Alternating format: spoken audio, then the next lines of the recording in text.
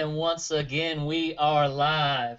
Welcome back to Reason, religiously educated atheists, secularists, and other. Oh, I murdered that. Religiously educated atheists, secularists, and other non-theists. Is that right? Sure. I was thinking about it too much the first time. Wow. Went ahead and ruined that on the live stream. Anyway, welcome back, guys. This is the fourth installment, and today we're going to be talking about bad apologetics, or arguments that you should no longer be hearing, and we're going to assist you with going ahead and dispelling some of those arguments. So, without further ado, my name is Aeolus, aka your favorite atheist. You can find me at God Works Out. I also admin for Facebook.com/philosophical atheism and Facebook.com/religion hurts humanity. I also blog over at religionhurtshumanity.com. I blog there, check it out. I recently did a blog about Ebola. You should check that out if you're, in one of those conspiracy theorists who's hyping things up all the time. GE? I am the Godless Engineer. You can find me on Facebook. I also have a website, godlessengineering.com, that has a list of my videos, blog posts, and whatnot. Just go to Facebook and type in Godless Engineer. You'll be able to find groups and pages and whatnot. And just go check me out.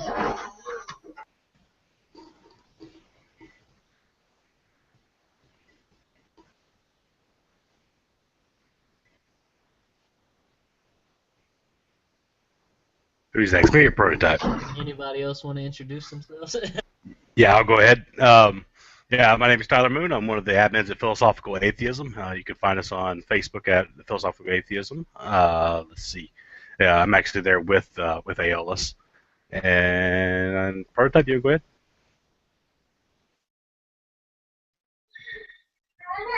Yeah, everybody. My name is Brendan. I am Prototype Atheist. I put out videos about weekly on my YouTube channel. I've also started, obviously, doing this hangout and delving into some other hangouts and chats and interviews and things like that. And I also operate a Facebook page, and I'm active on Twitter, so you can find my material there as well. I make memes, and I do comment on a lot of articles and discussions and things like that. So that's where you can find me.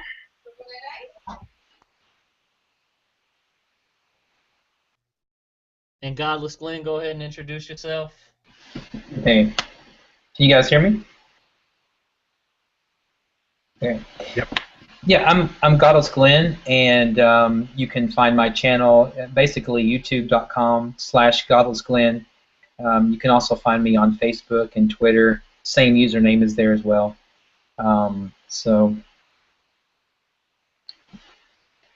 It looks like you're coming live from your bedroom this time. Yeah, change locations. Yeah, I guess we went a little too hard on you about the wood paneling. Well, that, and I just have more privacy here. I've got 2 kids and my wife, and they, and my office is where I was from. That was essentially my office, and there's just too much going on to be out there. So this will be a better place for me. All right, guys, so as I mentioned, we're going to be discussing bad apologetics today. And I guess I'll go ahead and begin with one of my favorites, a.k.a. that means one of my worst. And that one is the cosmological argument. And for the sake of simplicity here, I'm going to lop them into two, lop the two into one. So we're going to be discussing specifically the Kalam cosmological argument, but also the cosmological argument. So guys, just make sure that you actually tell them what the argument is before you start debunking it, which is kind of a given, but I'll just go ahead and say it. So the Kalam cosmological argument basically says that everything that begins to exist has a cause. The universe began to exist, therefore it has a cause. Now, in its simplicity, that is the Kalam cosmological argument. So let's go over this real quickly. So first, the whole reason that this argument is put forth is because we have a problem here, which is infinity. And we know that infinity does not exist in reality from a philosophical standpoint. So if infinity cannot exist in reality, then we cannot have an infinite number of causes. Therefore, there must have been a first cause. And normally with this argument, they attribute that first cause causing the universe to a God. So a couple problems here with the cosmological argument. Number one is that the actual argument itself does not say what the first cause may be. Now, this is if we're going to go ahead and give credence to the argument. It does not say what it could be. It could be anything. It could be your shoe. Your shoe could have existed and caused the universe. It doesn't specify. Usually, the believer of whatever religion or faith or deity that is will make the jump to their specific deity and say that that deity is the first cause. Now, to go back to point number one, which I gave you, the reason for this argument, which was infinity. Now, when this believer applies the first cause to their deity, or the deity to the first cause, they will also attribute that deity specific attributes like infinite existence, so meaning that the deity is infinite. Well, that was the problem with the argument in the first place. We created it because we cannot have an infinite sequence of events, but by saying that your God is infinite, there you go. Think about it. So, usually, they're going to reach for and say that this God exists outside of the universe. You can combat that in a simple way. You can just ask them, does your God interact with the universe in some measurable way? If the answer is yes, then we should be able to measure it. And if the answer is yes, please get that study peer reviewed and please present it to us, and we will admit to the existence of your God. If not, then we shouldn't even be having this discussion, because if he cannot manifest himself into the physical world in some kind of measurable way, it is not even worth discussing. So to avoid abstract mathematics here, one of the main problems with this is special pleading.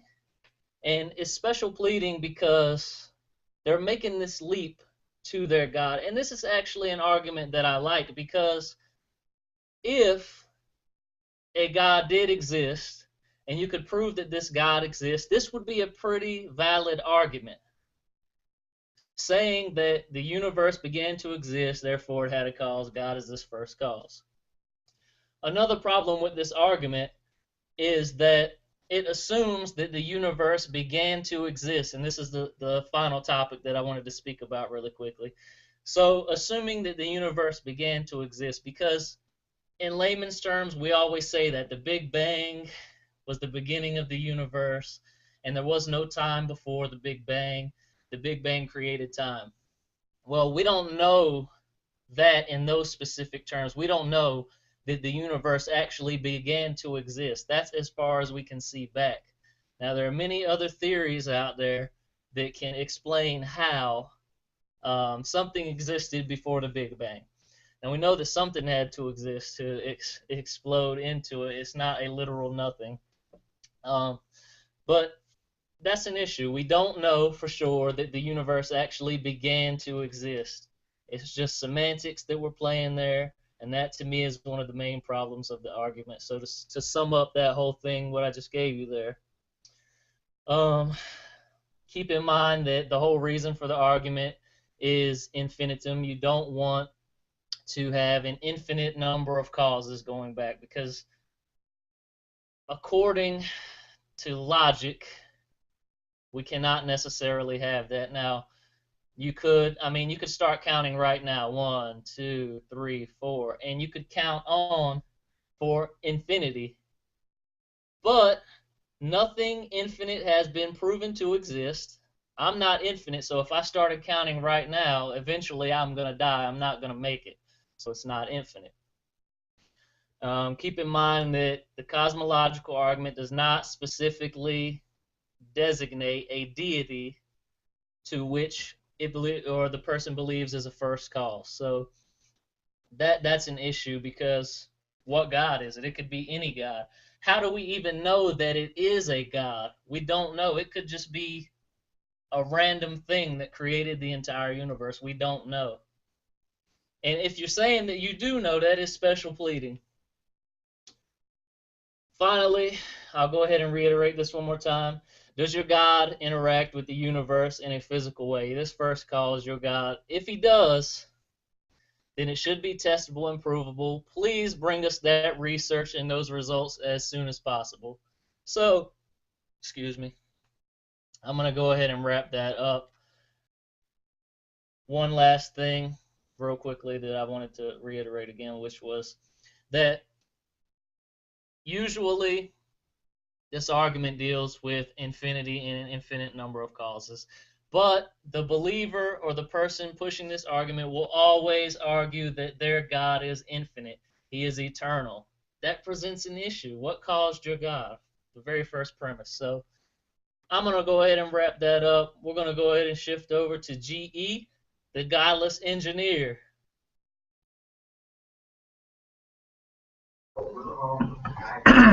Hello. Tonight I am tackling the free will argument. Really, when I come into this free will argument, a lot of people have a trouble with defining like what free will is. A lot of people think that I just mean general decision-making skills, and that's not at all what it is. So, just as a definition, free will that I'm going to be attacking here tonight is the religious version of free will, which is like you're able to make any decision that you want to, regardless of your own personality, regardless of your upbringing, regardless of anything. You're just able to make whatever decision you want to. It doesn't matter. So, given that, I would say that free will is definitely an illusion. We obviously don't have the kind of free will that most Christians think that we do. Most of the time, they bring this up whenever you start talking about the evils of the world, or usually the argument where it gets brought up to me in is when I start talking about child molesters and rapists. Like if you have a devout child that lives a perfect Christian life following the Bible to the T, but yet they get raped, why is that part of God's good plan? Because as we know from Jeremiah 1:5, God points out that he knows a person from before they're born, according to the Bible. God knows like a person's entire future history before they're born.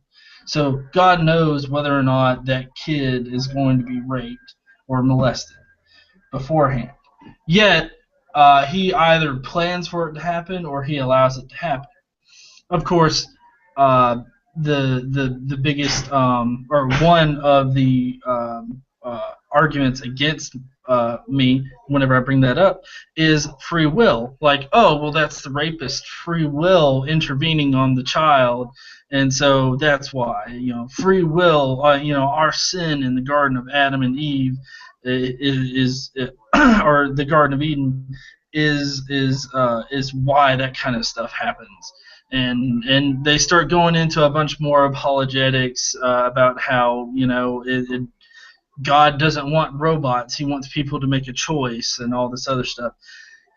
But it's all kind of bullcrap, because in Isaiah 45:7, God talks about how He creates good things and He creates bad things too. He creates the light and the dark. He does good things and He does evil things too. So even by their own dogma, God creates evil in the world. So I would say that God plans for a child to get raped or molested, and it's part of His quote-unquote good plan. So how can you really have this free will if God has already pre-planned your life and pre-planned your decisions? I mean, if it's all part of some grand master plan, that's what it would have to be. And so we wouldn't have any kind of free will. Now, given that I'm an atheist and, I don't lend any credence to the Bible, I'm not going to use the Bible verses in order to prove free will doesn't exist. I'm going to go by more of a scientific and evidence-based way about it. So I actually pull a lot of my opinions and whatnot from Sam Harris's book on free will, because he makes a lot of really good points in it. Like in this one particular study, machines were able to predict a person's choice nanoseconds before they actually made it. So his theory is that, on free will being an illusion, is that, our subconscious has actually already made the decision for us. There you go. Aeolus has it. Our subconscious has already made the decision for us. And so while we think that we're making the conscious decision to make that choice, we're actually not. Like, our subconscious has already picked it. And so I think that it has a lot more to deal with who you are as a person, your genetic makeup, your environment. I think all of those things plays into a factor as to what decisions you're going to make throughout your life. And so I don't see free will as actually being a thing, because, like, instead of watching this particular podcast right now, why aren't you out, berating a homeless person and stealing their money? Or, instead of helping somebody out, why didn't you just, not help them out? Why didn't you beat them senseless? Why don't you do these things that just don't seem to go with your personality? If you really have that choice, well, why don't you do it? Well, you'll feel bad, or, you have all these other reasons as to why you wouldn't make that choice. And can you really call it free will if you don't have, like, all of those choices that you can equally make, like, without any other influences affecting your decision? And how can you really call it free will if you don't have all those choices laid out in front of you for each decision that you're given? So for like another good example is like psychopaths and sociopaths. Do you really think that a psychopath or a sociopath has the ability to be like, no, I don't want to kill this person? I guess that would be more of a psychopath. They take joy in causing harm to others and whatnot. So can you really expect a psychopath to not take joy in hurting somebody else? Or can you really ask a sociopath to actually have feelings about causing somebody else pain? Because that's what a psychopath means, or not psychopath, sociopath means, is that, they don't have those same feelings that, other people do. There's a problem with their brain chemistry that doesn't allow them to feel empathy and stuff like that for other people. So can you really force yourself to feel empathy? And I really don't think that you can. And I think that it would be a very dangerous experiment to try to make a sociopath feel empathy for somebody. But I think that there have been studies out there done with sociopaths and doing that in a more safe, controlled environment. But I didn't get a chance to look those up. But anyways, so in conclusion, from a biblical standpoint, it's very confusing as to whether or not free will can exactly exist from a biblical standpoint. And then from a more science or evidentiary-based standpoint, it really doesn't seem to exist, given that we can predict somebody else's actions, given the right equipment or the right background information. And can you really call it free will if you don't have all of the decisions that you could possibly make laid out before you, so that you can make an informed decision? So that's my bit about free will, and I think it might be Brendan next. But before we do that, let me go ahead and recommend this book to you guys. Free Will by Sam Harris, the book that he was just talking about. It's an excellent book, and will provide more points for you. And all those studies that he talked about are listed in that book and referenced. Real quickly, shout out to all our viewers over on YouTube. And I had a couple things that I wanted to add to what you said. You mentioned Jeremiah 1 and 5, but there's also Romans 8 and 29, which is just one that I thought of off the top of my head, which says that those who God foreknew, he predestined. So basically, you know, he knew everything before, and he made you how you are going to be. Therefore, you do not have free will. I also wanted to mention, because you brought up was Isaiah 45 and 7, I am God, I create good, I create evil. The Quran also says that Allah created evil. I thought of three off the top of my head where the Quran says that Allah created all things, and then I can't remember specifics. You should just be able to Google it. The source of good and evil is Allah. That's a verse. And also there's another one that says something along the lines of creating evil is not evil, committing evil is evil. So another, you know, apologetic for evil. Real quickly also, you have to ask, is sin a byproduct of free will? This free will that they're talking about. And if it is, then in heaven there will be no free will, which contradicts some of the verses in the Bible. Also, another question, does Satan have free will? If Satan has free will, and he still knows that God exists and it does not impede his free will, then why can we not have free will? That's just a question that I thought of that is raised by the free will argument. So we're going to go ahead over to Tyler Moon. There we go. Can you guys hear me? There it goes. All right. All right, so I will be covering the ontological argument, which is basically the argument that the very concept of God demands that there is an actual existence of God. Some people like to look at it in the sense of, by definition, God is perfect, and since nothing can be greater than perfect, then that perfect thing must exist. It was initially proposed by by Saint Anselm of Canterbury and the, I think he was a Persian philosopher, Avicenna, in the 11th century. It is an argument that attempts to prove the existence of God through an a priori reasoning alone, which is basically is an argument that is independent of experience and requires only abstract thinking. The argument is more or less a linguistic trick that commits the bare assertion fallacy, which is meaning that the argument is assumed to be true merely because it says that it's true, and it offers no supportive premise other than the qualities inherent in the original statement that it purports to prove. Or as Christopher Hitchens said, what can be asserted without proof can also be dismissed without proof.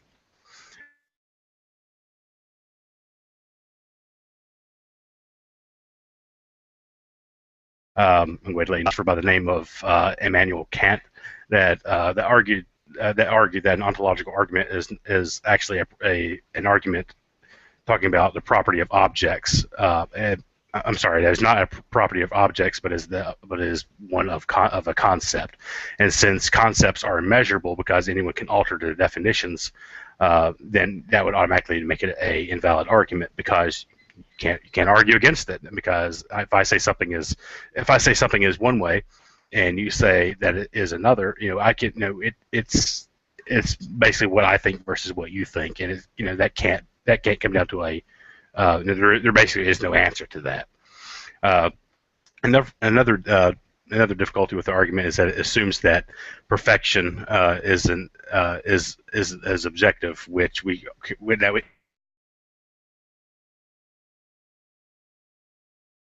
is an objective. Perfection is actually subjective. Also, certain attributes of God's perfection are inconsistent and potentially conflicting. For example, God said to be both perfectly just and perfectly merciful, but a perfectly merciful God would forgive us of our sins, while a perfectly just God would punish us for our sins. Also says in Genesis, I believe it was Genesis 1:30 or no, Genesis 1:31. It's basically saying that God is satisfied with His works, and then as soon as Genesis 6:6 comes around, He's talking about how He's dissatisfied with His works. So how can a perfect, omnipotent, I'm sorry, I can't ever pronounce that word, being create something that is imperfect? then you also talk to other people, to people of another religion, and they will say that, oh, my God is perfect. So you'll talk to someone who believes in Abrahamic God, and they will basically be saying, my God is perfect. And they say, hypothetically speaking, you believe in Zeus. Okay, well, I believe Zeus is perfect. Well, that alone says your definitions of perfect are not the same thing. So by definition, whose is perfect? Is yours perfect? Is his perfect? Or is it more likely that since you can't prove either one, that neither one are the correct answer? There was one other one that I wanted to bring up as well. I'm not quite as fluent with this one, but a gentleman by the name of Galileo, I think it was. I can't pronounce that name. He basically regurgitated the exact same argument, but he did it with islands instead of gods. So he gave the exact same ontological argument that purports to prove that the existence of a perfect island. The perfect island must exist, because if it did not, then it would be possible to even conceive that an island greater than that could exist. So since you're able to think of it, then that should, by definition, mean that you know that it's true. Because if it wasn't true, you wouldn't be able to think about it. And and it was widely agreed upon that that was an absurd argument. But they did not come up with an answer whenever someone said, well, why is this? Well, this is the exact same argument. We're talking about an island. Why can't that be the same reasoning for a god? And unfortunately, no one was able to come up with the answer to that. So essentially, an ontological argument is not a valid argument because it's basically a non-falsifiable claim that, first off, no one can agree to what a perfection really means. Some people basically say that because you even know what perfection might means that God gave you that ability to think that, which again is not anything you can back up or claim. And since we're not the ones making the claim that there is a God, you can't really use that as an argument. You have to have something that's testable and observable. So that's the longest short of mine. Sorry to cut mine a little bit short, but I can pass it back to Aeolus. Yes. You did go a little short there, but I don't expect you to talk for an hour about the ontological argument. Shout out to all of our viewers on YouTube. If you have an example of a bad apologetic that you would like us to talk about at the end of the video, please leave a comment and let us know which argument that is. So without further ado, we're going to shift things over to Godless Glen, and he's going to give us his topic for tonight. Okay. Basically, I want to go over the argument from design, or it's also called the teleological argument. And essentially, what they claim is design requires a designer. So essentially, the human body requires a designer, the earth requires a designer, the universe requires a designer, this chair I'm sitting in requires a designer. You get the point. And one of the best arguments they use is the watchmaker example. And so they mistake complexity and order and all of the intricate parts of a watch in this example. So they do this, they have a false comparison. So they mistake the complexity and order of something like the earth, the human body, the universe. They mistake the complexity there and assert that a higher being, God, their God, is the one who is responsible for that. And now, it's not a fair comparison to assert that the universe must have a designer because my chair has to have a designer. And they do this. They make this false comparison all the time. And I'm going to be talking in layman's terms because I know there are people that are more well-versed with this topic than I am, but I mean, I've looked over it here and there over the years. So, I mean, gist of their argument. But, again, you know, it's really not a fair comparison. And they talk about fine-tuning, and this is what really blows my mind, because I look at everything, and I don't see fine-tuning at all. I mean, take the universe, for example. The universe in all of its vastness. We see that it's very hostile to life, right? I mean, we've not been able to find life anywhere outside of Earth that I'm aware of. At least anything like human life or something equivalent. We've not been able to find that. So the vast majority of the universe, certainly does not look fine-tuned for life. Let's take the Earth. The Earth is approximately 70% water, and then much of the land surface is not even habitable. My guesstimate is about 90% of the Earth's surface is not even sustainable for human life. How in the world does that show fine-tuning? I just don't get it. I really don't. And they'll talk about the human body being fine-tuned. Really? I mean, our eyeball is really not that great. And this is the example. They use the human eye as this wonderful piece of machinery that God has created. And, human beings are supposedly the apple of God's eye, no pun intended there, and we don't even have that great of eyesight. And as we age, our eyesight deteriorates. And there's all kinds of issues. It's wired incorrectly, there's a blind spot, which doesn't really affect us that much, but nonetheless it shows that there is not this, in my opinion, there's not this intelligent force behind it. So I see the problems, and I just mentioned the eye, but you could literally go down your body and see the problems. We have lots of quirks, there's lots of vestigial traits that we have, and these are things that we should not expect from intelligent design, but rather things we should expect from evolution over the slow process of billions of years. And I'm speaking, about everything, not just the human body. So,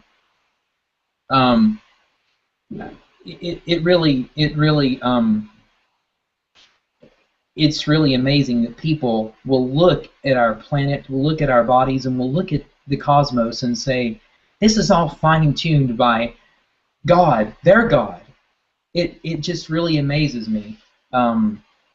But I beg to differ on that one. So, all right, I'll turn it back over.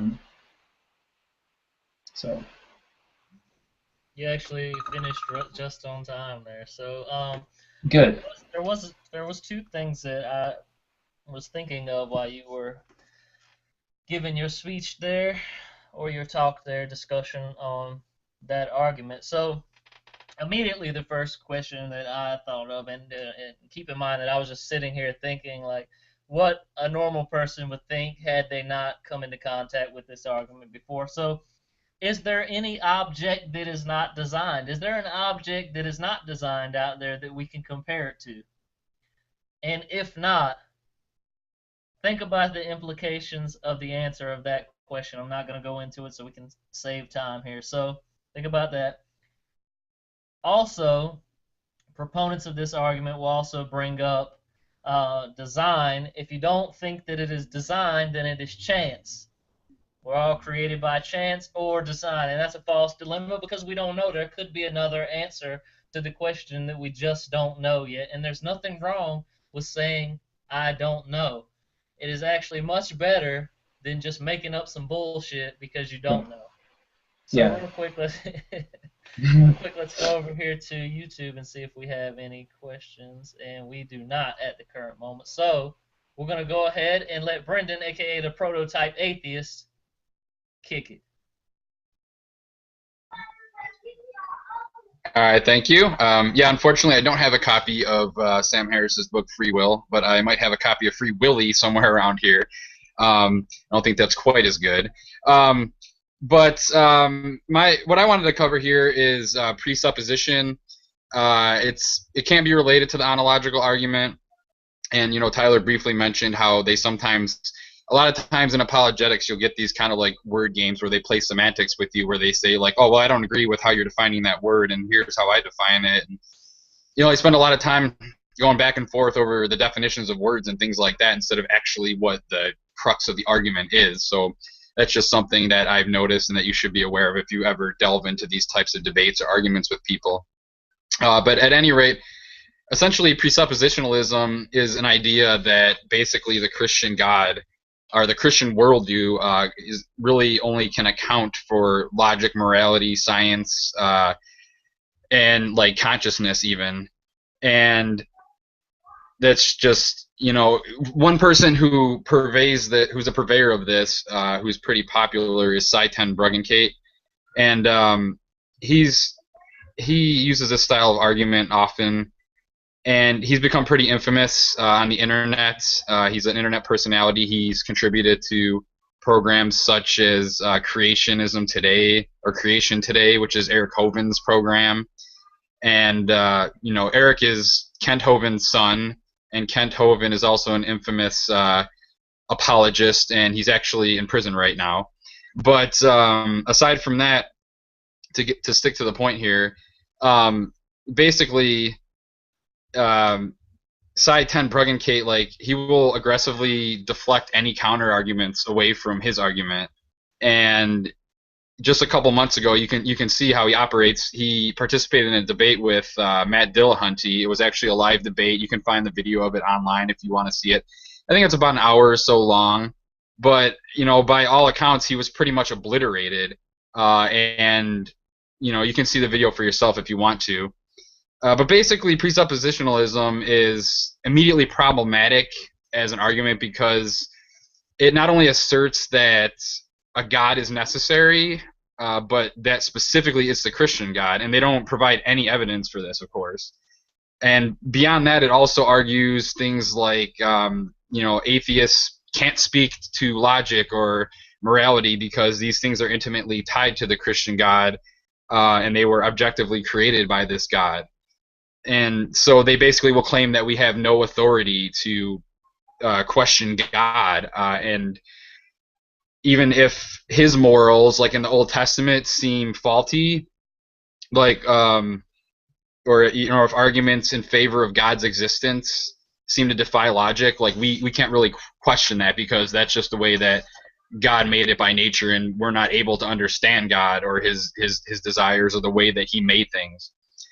Oftentimes, presuppositionalists will also claim that like the laws of nature, such as like the laws of physics, are created by God. So they'll basically say like, oh well, that's the way they were created, and all humans have done is figure out a way to quantify them.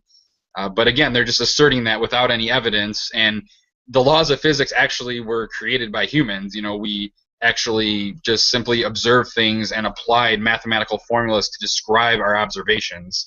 So to say that like, this very human concept of mathematics it already was pre-existing and we just discovered it is crazy. It's just presupposing exactly what the argument states.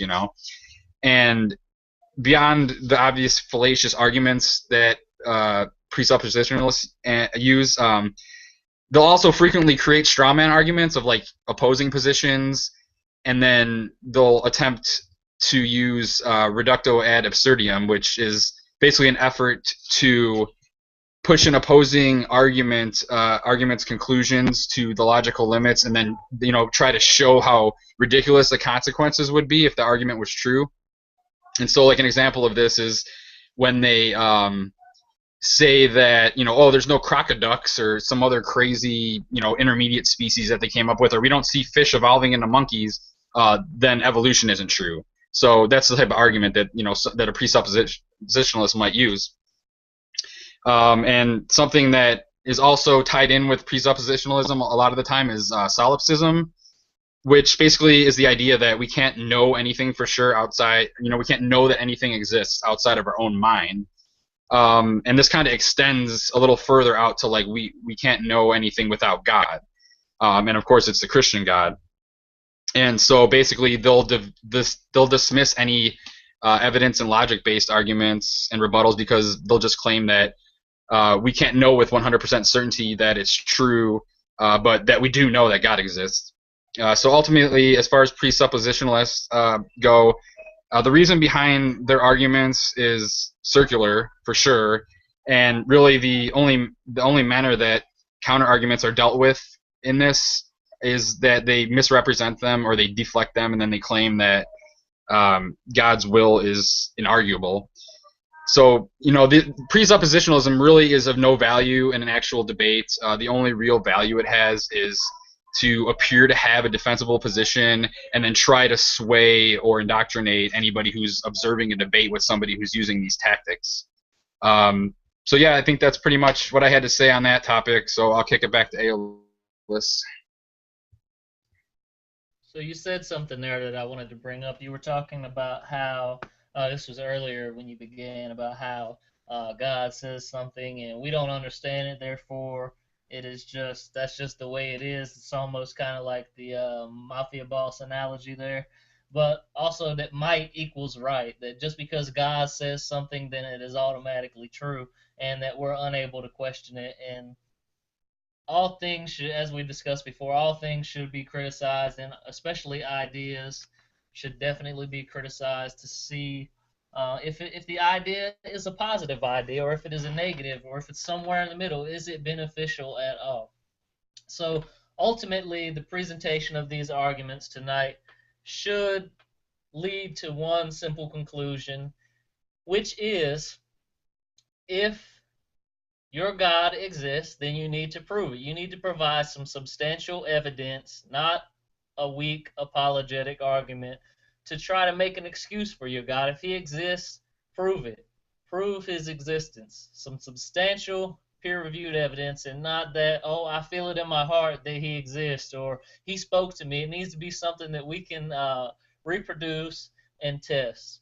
So if you guys would like to chime in there, we could go ahead and convert this thing to a discussion since we have some time left.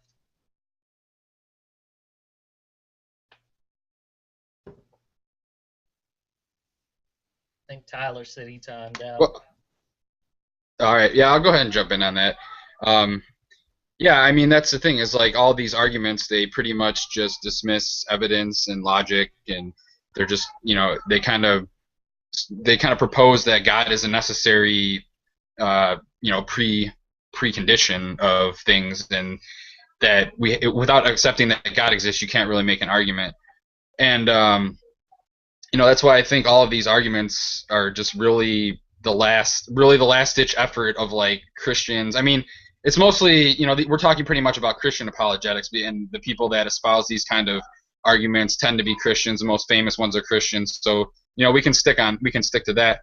But yeah, basically it's like they're kind of like the last ditch effort at defending what they believe in, because there's so much overwhelming evidence against it and so many arguments against it that they kind of appeal to these nebulous arguments and claim that, another thing is like, Eric Hovind uses a lot, and it's something that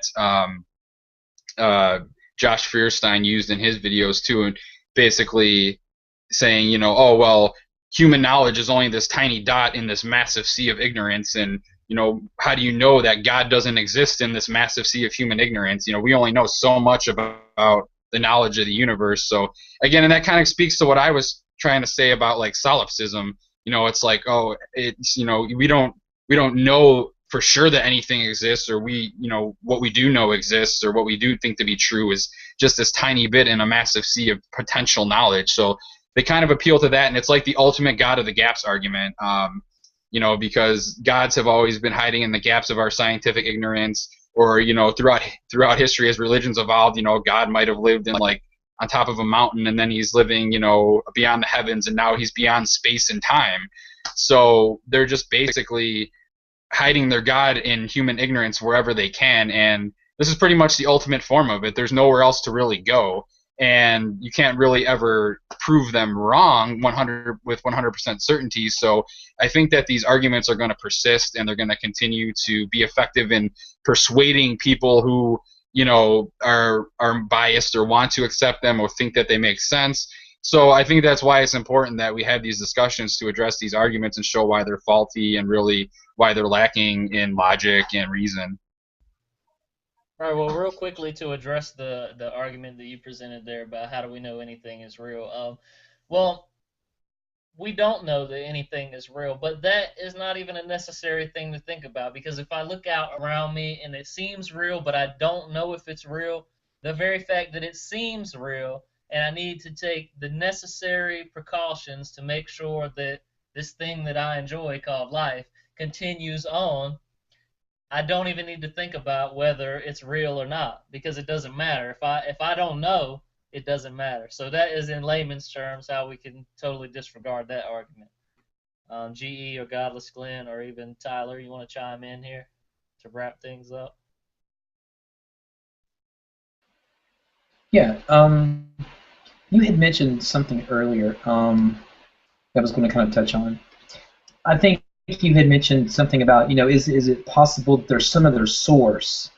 I mean, because for the creation, for the cosmos. Is there an object that has not been designed?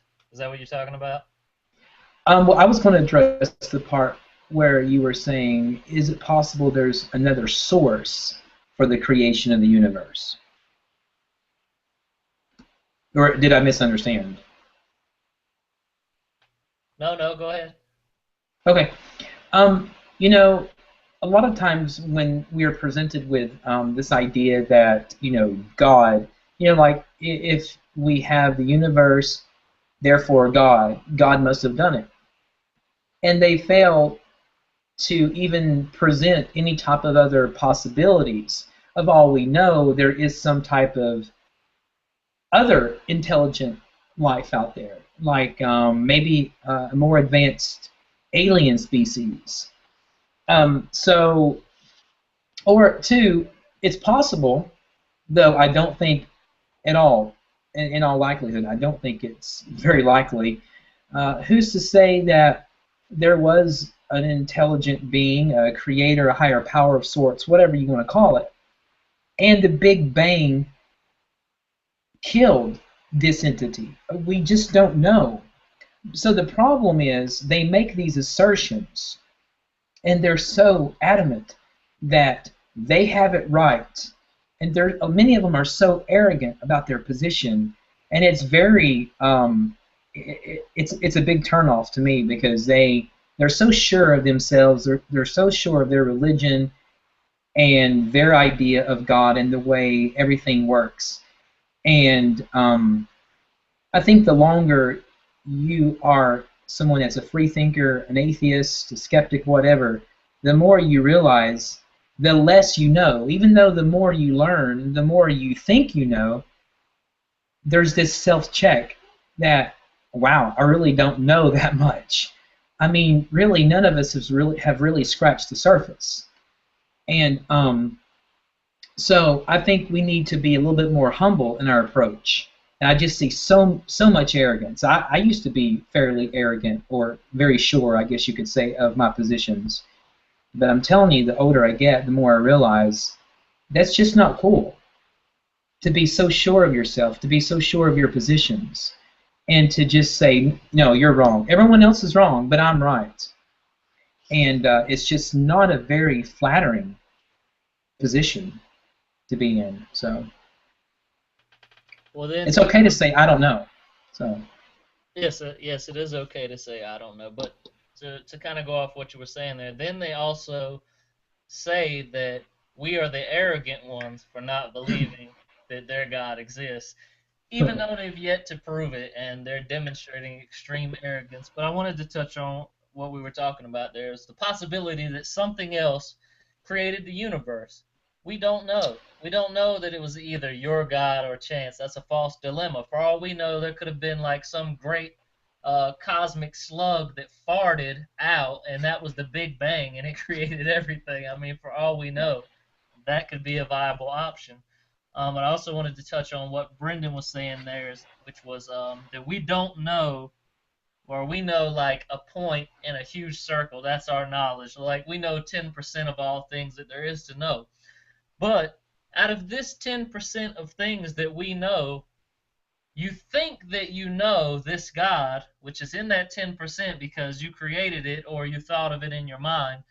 And I'm willing to bet that within that 10%, if you bring that God to me, I can disprove that guy within the 10%, because a lot of people think that you cannot prove the negative, but actually internally, if it is inconsistent, you can prove that the God does not exist. So I think I've done enough talking for the night. Well, I'd like to add to that is that a lot of people want to say that you know, like you were saying, you can't prove a negative, but like for instance, you can test like the Christian God against the claim. You know, you can test because the claim's the Bible, and so if the Christian God doesn't follow its claim, you know, then it doesn't exist. So you can prove that the Christian God doesn't exist. Now, where you get into some trouble is if you're trying to prove that God on a whole, just the idea of God in general, doesn't exist. Because, I mean, how would you even test for that? And that's where you get into the proving a negative, saying that God on the whole doesn't exist is where you get into trouble. You have to be very specific about it, because you have to have like a definition of God, of what God is. And like the general idea of God, I guess, is just way too loose of a definition in order to actually test it. So I mean, like the Christian God, or the God of the Quran, or Yahweh, the Abrahamic God of the Jewish book, the Torah.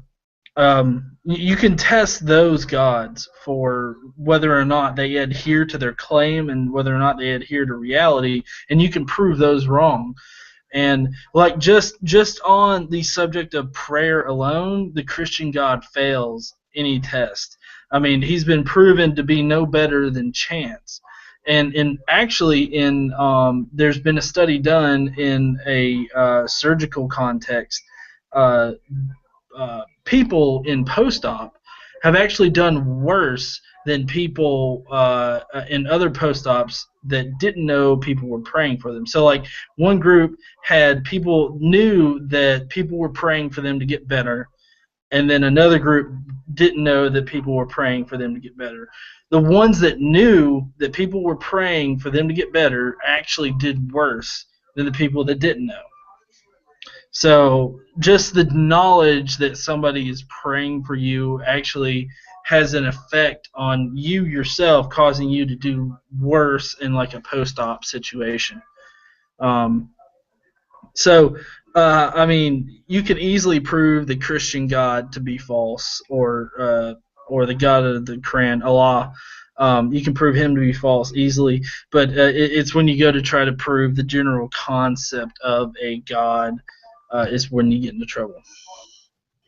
Right, you could never disprove something so general as if someone just said, I believe that a God exists and they created everything. Like, you can't really disprove that. But the more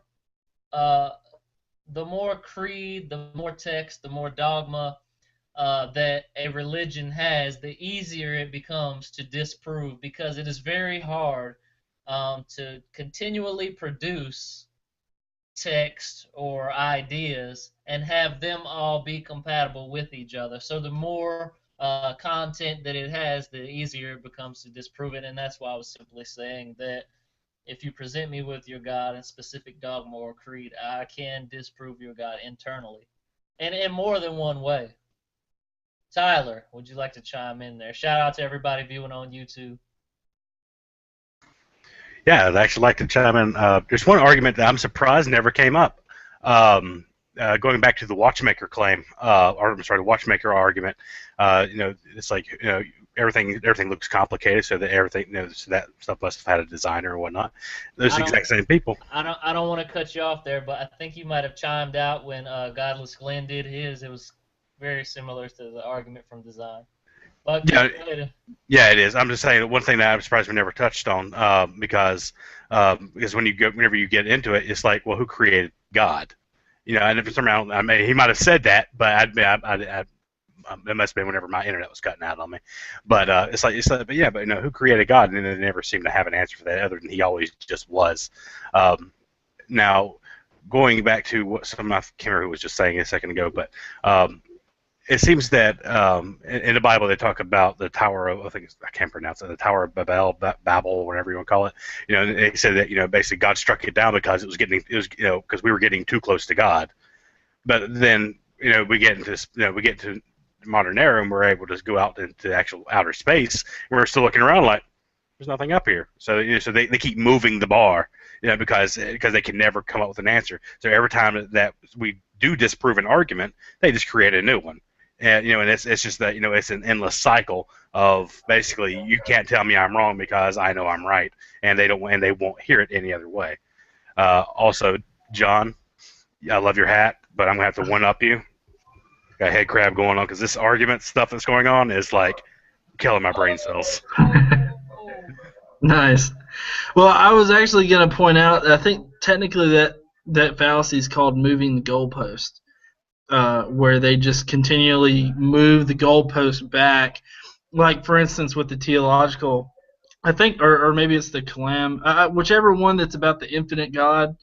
At one point, God didn't exist forever or outside of our time and space, and then as science progressed and they had to form different explanations for God, he eventually got moved outside of our time and space and whatnot. And that's just an example of moving the goalpost as far as it happening in reality.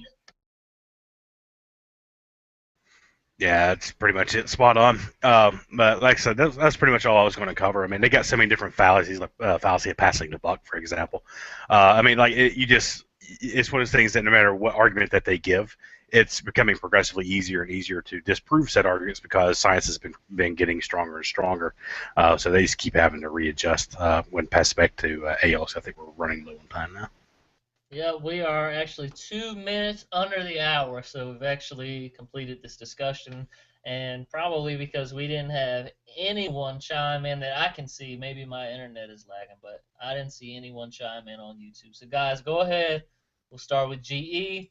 This is the part of the show where we got to advertise and ask you to come to our channels, and we don't like to beg, but all of these guys are great. Their content is great. And I approve of it 100%. GE?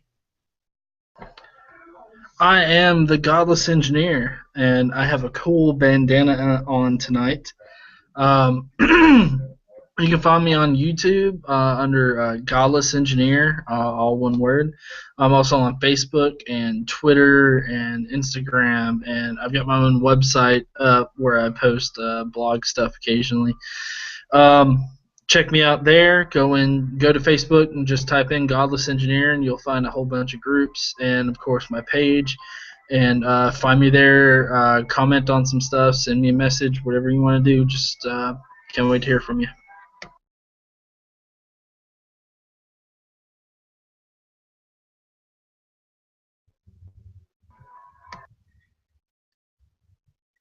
All right, yeah, you guys know who I am. My name's down there. I'm Prototype Atheist. You can find me on YouTube, Facebook, Twitter. But aside from that, somebody, if you're really interested in addressing these apologetics arguments, somebody who I actually invited to participate in this discussion tonight, but he couldn't make it, is the Messianic Manic. If you can find him on YouTube, he makes really great videos about some of these apologetics arguments, and they're pretty short and concise. So go ahead and check out his channel as well, and you know where to find me. All right, I'm Tyler Moon. I'm one of the admins at Philosophical Atheism. You can find us at philosophicalatheism.com or on Facebook at Philosophical Atheism. On Twitter, we are at PAtheism, or it's just one big word. And we also have a YouTube channel as well. Highly check that out. Aeolus is one of the other admins. And I had to put my hat back on just as a reminder to Godless Engineer that I have a cooler hat.